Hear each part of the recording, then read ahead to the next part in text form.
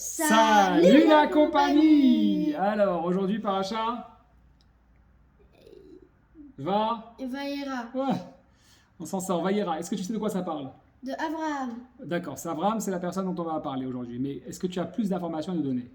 Euh, Quels sont les sujets qu'on va traiter? Allez, je t'aide. Abraham, il vient de faire la...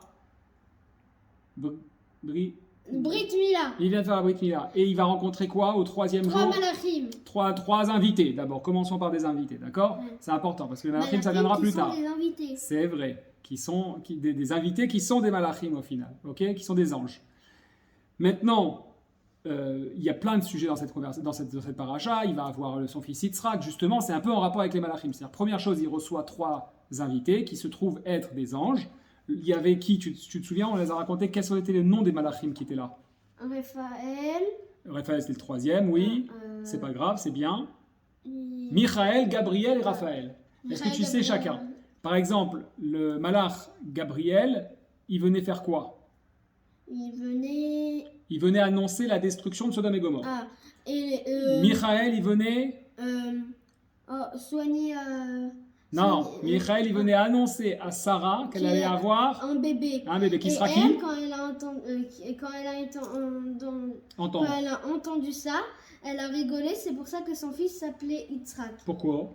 Parce qu'elle a rigolé. Yitzhak, en hébreu, c'est rigoler. Ah, voilà. Et ça donne quel verbe? Litzrok. Litzrok, exactement. Et donc le dernier, c'est Raphaël. Qu'est-ce qu'il est venu faire, Raphaël? Il est venu soigner Abraham. Il est venu guérir Abraham, exactement. Donc voilà. Ce qui se passe, c'est que quand Ça a dû lui faire Abraham mal il de comprend... faire une Brit Mila à 100 ans. Exactement, à 99 ans, ça lui a fait très mal. Mais il a tenu, justement, il a dépassé tout ça pour Akadosh Baruch Hu. Et là, à ce moment-là, dans le Passouk, qu'est-ce qui se passe? Il apprend que, dans la paracha, en fait, il a affaire à des anges, que ces anges sont venus, un est venu détruire Sodome et Gomorrhe. Qu'est-ce que fait Abraham? Il va défendre Sodome et Gomorrhe, il va venir... Dire qu'il faudrait pas la détruire, Voilà. parce qu'il pense qu'il y aurait des gens bien, et que si on détruisait cette terre ou cette ville, eh ben on tuerait aussi des gens bien. J'ai fini. Vidéo finie, merci, bonne journée. Ouais, exactement. Ouais, sauf que j'ai une question. Dans la paracha, il y a un pasouk, qu'au moment où il va implorer la divinité, c'est-à-dire vraiment Akadosh Baruch Hu, pour, même s'il le fait de manière très ferme, très dure, etc., mais il commence avec un pasouk qui est très particulier, qui dit Vaya an Avraham, Vayomer, Inena, Hoalti le daber el Adonai, ok, Ve'anochi, Afar Vaefer. Et ça veut dire quoi, Afar Vaefer? On est très étonné par cette phrase. Juste, je vais traduire pour ceux qui nous écoutent. Abraham, il répond en disant quoi? Voilà que je vais commencer à parler à mon maître, ok? Inena Oalti le daber el Adonai. Voilà, Adonai sous-entendu mon maître, ok? Aleph Dalet Nun Yud, et non pas le nom d'Hachem. Voilà que je vais commencer à parler à mon maître.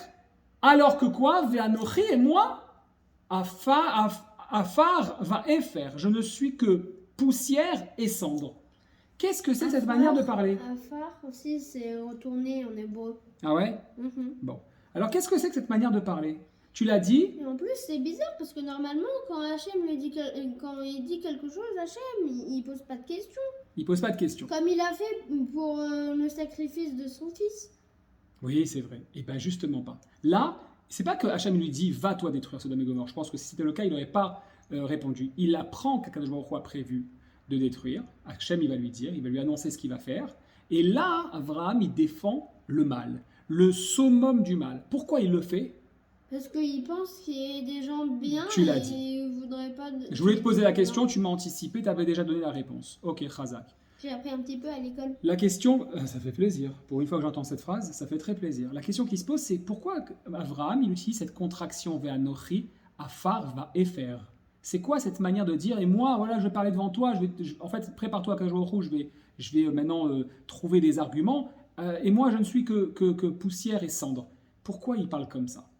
En fait, pour répondre à cette question, il faut se comprendre quelle était l'intention d'Abraham. L'intention d'Abraham, lui, il représente la mida, la caractéristique, on va dire ça comme ça, la mida de la bienveillance, de chesed, de la générosité, celui qui est toujours en train de donner. Et Israël, il est toujours en train de donner. Le peuple d'Israël, c'est un peuple qui a l'image d'Abraham. Il est toujours en train de donner. À tel point que même lorsqu'il y a du mal, Abraham, il n'est pas en train de dire épargne Sodome et Gomorrhe. Tu as tout à fait raison. Il est en train de dire si ça se trouve, il y a des bonnes âmes dedans et ça mérite s'il y en a 50, s'il y en a 40, s'il y en a 30 ou 10 et encore en dessous, jusqu'à ce qu'il n'y en ait plus, qu'on aille les chercher. De quoi on parle là? En fait, là, ici, il y a une névoie, une prophétie énorme sur la mission que le Bnei Israël doit faire, que nous devons faire. C'est quoi? C'est de prendre conscience qu'en fait, il y a le peuple hébreu, les Bnei Israël, qui sont à l'image de l'unité. Nous sommes forts que lorsque nous sommes unis, sinon on est faible, d'accord? C'est un rejoint aussi la bracha qu'on trouvera dans quelques semaines avec la bracha qu'a donnée Yitzhak à son fils Yaakov et à Esav. Chacun a reçu une bracha. Quand les Bnei Israël sont unis, rien ne peut leur arriver. Mais quand ils sont désunis, quand on a une rumeur sur quelqu'un, on crache sur l'autre, d'un coup, sans savoir ce qui se passe, sans prendre de gants, sans rien du tout, dès qu'on sait que le voisin a fait ci ou ça, on attaque à mort, alors que c'est un juif, alors qu'il fait partie de nous, au lieu de lui laisser le bénéfice du doute, ou au moins aller le temps de se renseigner ce qui se passe exactement, avant que tout le monde le lynche et le juge, comme on a l'habitude d'entendre trop souvent malheureusement. Malgré ça, Abraham, il va chercher, il exprime lui-même ce qu'il est, la bienveillance, le chesed dans toute sa splendeur. Et qu'est-ce qui se passe à ce moment-là en fait? Il faut savoir que on a toujours soutenu et protégé quelque part de manière spirituelle toutes les nations du monde, les 70 nations malgré qu'elles n'étaient pas juives. D'où on le sait, dans la parasha de Pinchas, plus tard, on verra que au moment de... Non, on verra, au moment de Sukkot, on avait l'habitude de Beth Amikdash de donner de faire des corbanotes pour un total de 70 vaches qui étaient faites pour les 70 nations. S'il faut savoir que si les autres nations sont bien dans leur vie, les autres peuples, alors Israël aussi est bien. Et si nous on est bien, ils sont bien. C'est un travail qui se fait ensemble. Et en fait, ce qu'il faut savoir, c'est que d'après le Zohar, il y a des neshamot qui sont des neshamot Yehudi, qui sont perdus à travers les nations. Et même dans les peuples mauvais, il peut y avoir des bonnes neshamot qu'il faut ramener chez nous. Et c'est exactement ce qu'a fait Abraham. C'est-à-dire, qu'est-ce qu'il a fait? Il a espéré qu'il y en aurait peut-être qui étaient perdus là-bas, et il voulait essayer de les rattraper. À part Lot, il n'y avait personne. Et comment on le sait? Et bien en fait, quand on voit la contraction de la phrase « Ve'anochi afar va'efer », c'est quoi? Il y a un afar qui s'écrit Aïn Fe Resh et un autre afar Efer qui s'écrit Aleph Pe Resh. Si on sépare le Aïn et le Aleph, on trouve le même mot. C'est Pe Resh. C'est quoi par? Par. Ça en hébreu, ça veut dire quoi? Par. Oui. Para. Ah, para, une vache. Une vache, voilà. Et par, c'est un taureau. D'accord? En fait, en hébreu, c'est un taureau. Le premier, oui, d'après la Torah, par, c'est un taureau. Le premier mot, afar, c'est Aïn par, 70 taureaux qui représentent les nations, va Efer pour aller vers Aleph par, c'est-à-dire vers l'unité Aleph Echad, une seule, par des taureaux. En fait, Abraham, là, il était dans l'expression complète de la générosité, de la bienveillance, de la bonté qu'il était dans le chesed.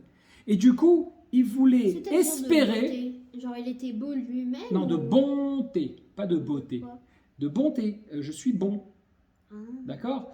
Alors, il était dans l'expression de ça. Et son objectif, c'était de dire, s'il y a des neshamot qui peuvent être récupérés, alors allons nous occuper des 70 nations, les neshamot qui se trouvent dans les 70, pour les ramener vers Aleph, vers l'unité, chez nous, les Bnei Israël. Par exemple, tu as un élevage, la barrière se casse, tout le monde fuit, et ben, il faut les ramener. Il faut les ramener. Mais là, c'est la différence, c'est qu'on était dans le mauvais.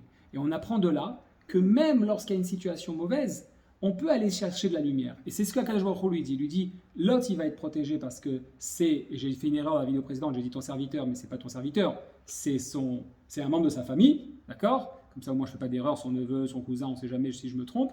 Mais en tout cas, c'est un membre de sa famille, c'est pas son serviteur. J'ai dit ça cette semaine. Il lui a dit, Lot, tu vas être sauvé, mais les autres, il n'y a pas de neshamot. Et voilà comment ça se passe. Ok?